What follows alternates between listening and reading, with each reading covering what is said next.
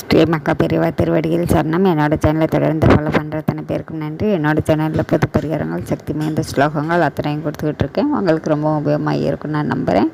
இந்த பதிவில் நாம் பார்க்க போகிறது இன்றைக்கி பௌர்ணமிங்க. இந்த நாளில் நம்மளை தொடர்ந்து வரக்கூடிய பாவங்களை போக்கக்கூடிய அருமையான ஒரு வார்த்தை சிவ மந்திரம். இந்த மந்திரத்தை இன்றைக்கி இரவுக்குள்ளே ஒரே ஒரு தடவையாவது சொல்லிவிடுங்க.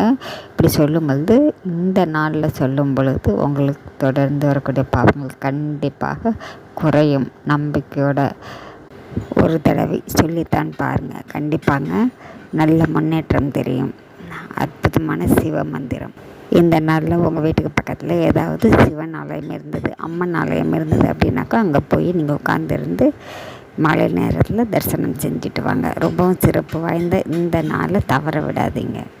வருடத்திற்கு ஒரு முறை வரக்கூடிய குரு பூர்ணிமா, அதாவது வியாழக்கிழமையோடு சேர்ந்து வரக்கூடிய இந்த பௌர்ணமி நாளில் உங்களுடைய கோரிக்கைகள் அத்தனையும் நடக்கும். உங்களுடைய பாவங்கள் அத்தனையும் தீரும்.